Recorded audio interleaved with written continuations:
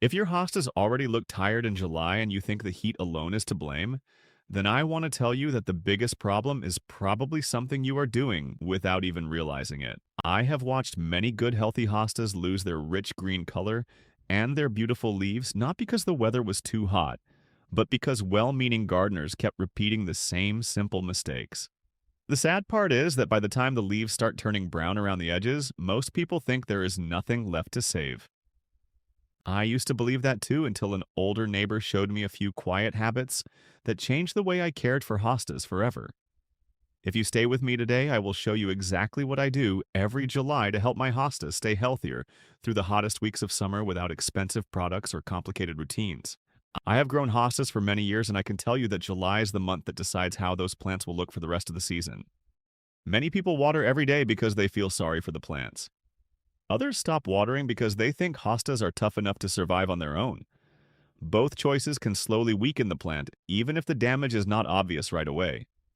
That is why I always pay attention to small signs before the leaves begin to suffer.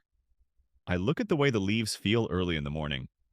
I notice how the soil holds moisture instead of simply guessing. These little observations take only a minute, but they often save the whole plant from weeks of stress.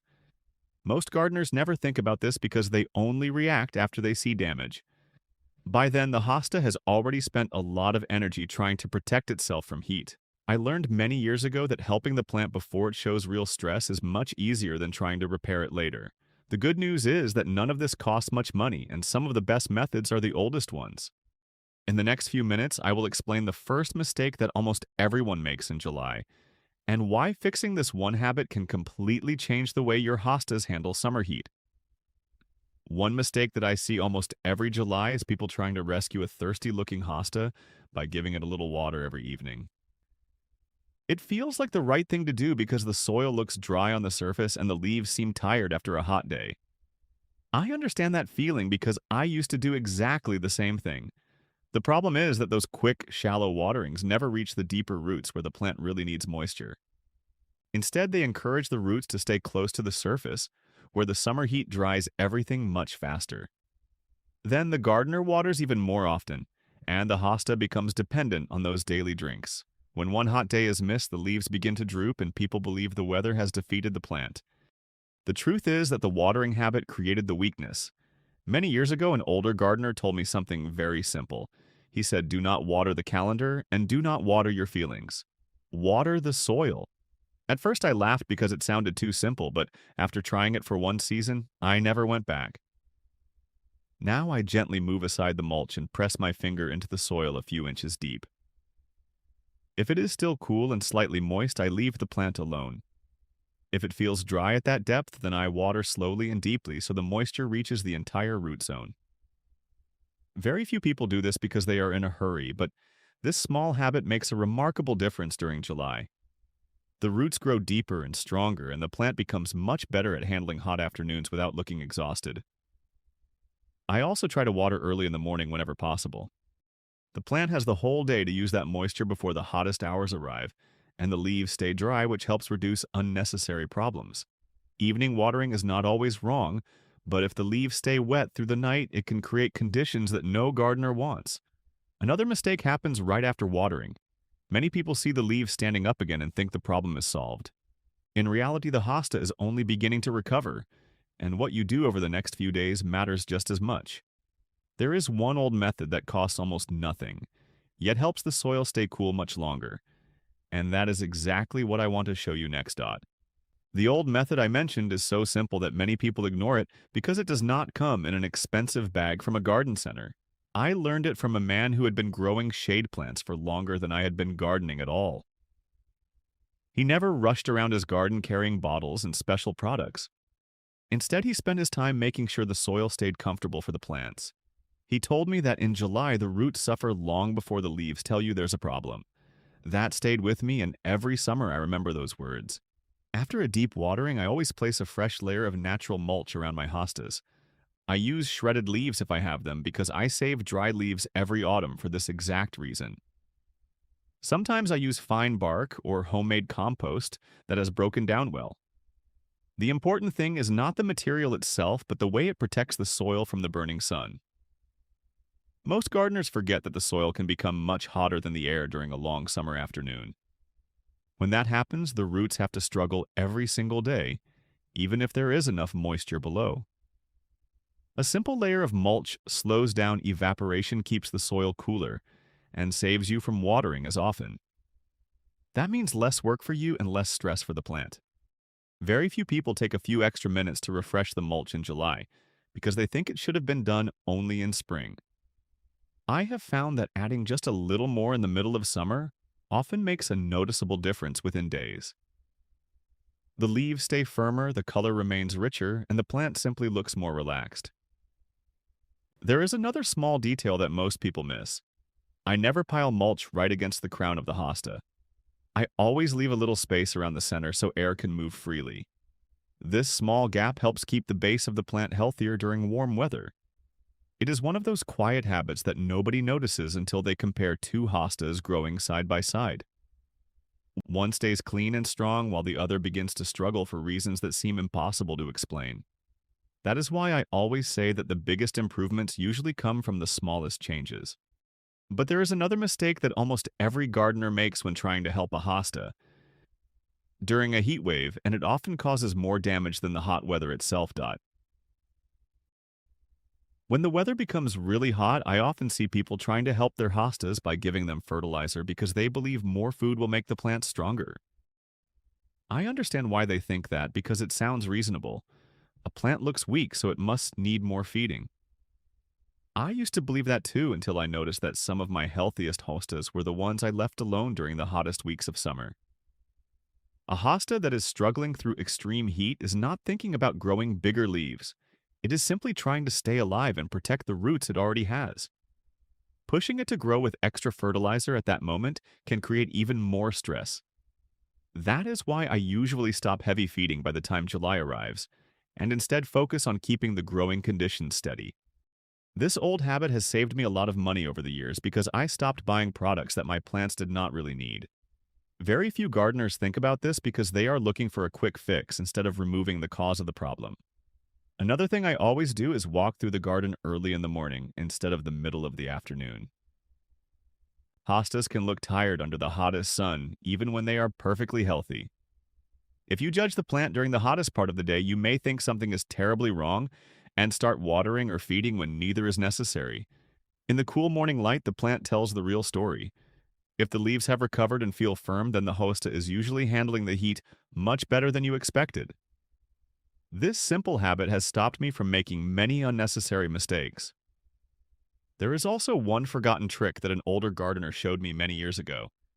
If a few leaves become badly burned around the edges, I do not rush to remove every damaged leaf. As long as most of the leaf is still green, it continues helping the plant produce energy. Many people cut away far too much healthy growth because they want the hosta to look perfect again. I have learned to be patient because healthy roots can often produce beautiful new growth when cooler weather returns.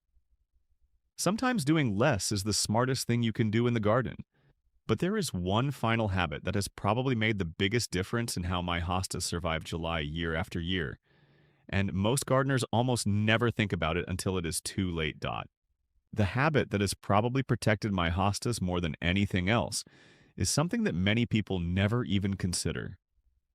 They spend all their time thinking about watering and feeding, but they forget to pay attention to the afternoon sun. I have noticed that the hottest part of the day is often when the real damage happens. A hosta can look perfectly healthy in the morning, and by late afternoon the leaves may already be losing moisture much faster than the roots can replace it. Years ago, an experienced gardener told me that sometimes you do not need to change the plant. You only need to change the conditions around it. That advice stayed with me. If I know a long period of extreme heat is coming, I look for simple ways to give my hostas a little extra shade during those hardest afternoon hours. Sometimes a patio umbrella works. Sometimes I place a lightweight piece of shade cloth where the strongest sun reaches the plants. It does not have to stay there forever. Even a few hours of protection during the hottest part of the day can make a surprising difference. Very few people do this because they think only expensive garden structures can solve the problem. In reality, a simple temporary solution often works just as well. Another mistake I see all the time is people cleaning their hostas too aggressively in July. They remove every yellow leaf, every spotted leaf, and every leaf with a small tear. Of course, I remove leaves that are completely dead or badly damaged, but I never strip the plant just because it is no longer perfect. Every healthy green leaf still helps the roots gather energy and recover from summer stress. I learned that lesson after making the mistake myself many years ago. I thought I was helping the plant look better, but I was actually making it work even harder during the hottest weeks of the year. Since then, I have become much more patient, and my hostas have rewarded me with stronger growth and fuller clumps season after season. One more thing that very few gardeners pay attention to is the soil after a heavy summer rain. Many people think rain solves every problem, but if the soil becomes packed and hard after repeated storms, the roots receive less air. I gently loosen only the very top surface around the mulch without disturbing the roots. It takes only a few minutes, but it helps water soak in more evenly during the next watering. These are all small, quiet habits that cost almost nothing yet. Together, they help a hosta face July with much less stress. There is still one final piece that brings all of these simple methods together and changes the way you look at hostas for the rest of the season. After following these simple habits for a few seasons, I stopped worrying every time the weather forecast announced another week of intense heat. I knew my hostas would not stay perfect every single day because no plant can completely ignore a long stretch of hot summer weather. What changed was that they always recovered much faster and finished the season looking healthy instead of exhausted. That gave me much more confidence in my garden because I was no longer chasing one problem after another. I was preventing most of them before they even appeared. Many people ask me why some hostas seem to stay beautiful until autumn, while others begin falling apart in the middle of July. My answer is almost always the same. It is rarely one big secret. It is several small habits repeated every week without rushing. I check the soil instead of guessing. I water deeply instead of often. I protect the roots with mulch. I avoid unnecessary feeding during extreme heat. I give the plants a little afternoon shade when the weather becomes unusually harsh. I leave healthy leaves alone even if they are not perfect. None of these steps is difficult and none of them requires expensive equipment. That is probably why they have worked for so many years. An older gardener once told me that a good garden rewards patience more than money, and I have found that to be true again and again. Every summer I see people buying another bottle or another fertilizer, hoping for a fast solution, while the answer is often already lying under their feet in the form of healthy soil and careful observation. There is another reward that many people never expect. When your hostas stay stronger through July, they usually continue looking attractive much longer into late summer and early autumn. Instead of seeing tired brown clumps around the garden, you continue enjoying full green foliage that makes the whole yard feel cooler and more peaceful. That alone makes the small amount of extra attention worthwhile. I also noticed that healthier plants are much easier to divide and grow in future seasons, because they never lost as much strength during the hottest part of the year. Little by little, your garden becomes fuller without spending more money. That is one of my favorite parts of growing hostas. They quietly reward steady care instead of constant attention. And before we finish, I want to share one final thought that completely changed the way I look at every hosta in my garden. Because it may change the way you care for yours as well. When I look back at all the years I have spent growing hostas, I realize that the biggest lesson had nothing to do with finding the perfect fertilizer or buying expensive garden products. It was learning to slow down and pay attention before the plant asked for help. July will always bring hot days and dry periods, because that is simply part of the season. We cannot change the weather, but we can change the way we respond to it. Once I understood that, everything became easier. My hostas stopped being plants that I worried about every summer and became plants that I truly enjoyed. They still showed small signs of stress from time to time because every garden is different, but those small signs no longer turned into major problems. The leaves stayed greener, the clumps remained fuller, and I spent far less time trying to fix mistakes that could have been avoided. If there is one thing I hope you remember from this conversation, it is that the simplest methods are often the most reliable. Deep watering instead of frequent watering, fresh mulch instead of constant watering, gentle observation instead of quick reactions, a little afternoon shade during extreme heat instead of trying to force new growth with fertilizer. These habits cost very little, and most of them use materials that are already available around the garden. That is one reason I continue using them year after year. They are practical, they are simple, and they work. I also hope you never feel discouraged if your hostas are not perfect during the hottest part of summer. Plants are living things, and every season teaches us something new.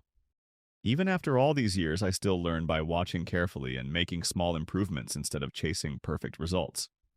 That quiet approach has given me healthier plants and much more enjoyment in the garden. I hope it does the same for you.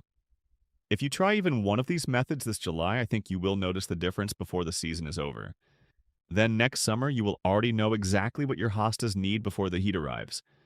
And once you see how much easier that makes gardening, you may discover that the oldest and simplest methods are still the ones worth passing on to the next generation.